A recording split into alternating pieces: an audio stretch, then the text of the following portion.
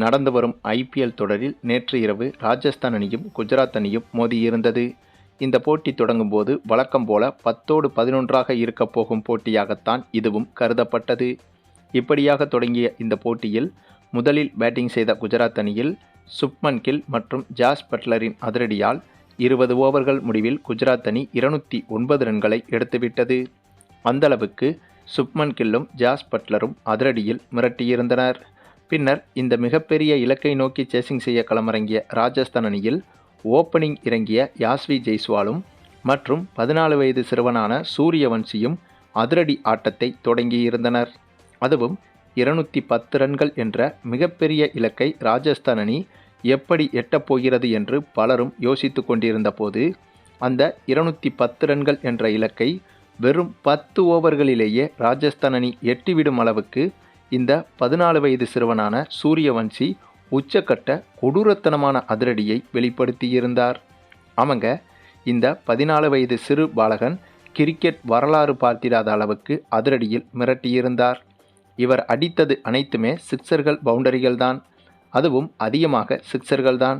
இதனால் வெறும் 35 பந்துகளிலேயே சதத்தை எட்டிவிட்டார் இவர். எப்படி? 35 பந்துகளில். இதனால் ராஜஸ்தான் அணி இந்த போட்டியில் மிக மிக எளிதாகவே வெற்றியும் பெற்றது.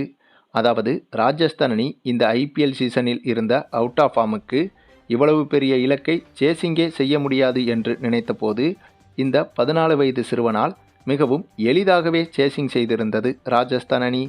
அதாவது உலக கிரிக்கெட் ஜாம்பவான்கள் பங்கு பெறும் ஐபிஎல் தொடரில் ஒரு 14 வயது சிறுவன் இந்தளவுக்கு அதிரடியை வெளிப்படுத்துவார் என்று இந்த உலகத்தில் யாருமே நினைத்து கூட பார்த்திருக்க மாட்டார்கள். அதுவும் ஐபிஎல்லையும் தாண்டி இந்த ஒட்டுமொத்த 400 வருட கிரிக்கெட் உலகுக்குமே சூரியவன்சியின் இந்த ஒரு அதிரடி என்பது புதியதொரு வரலாறாக அமைந்துவிட்டது.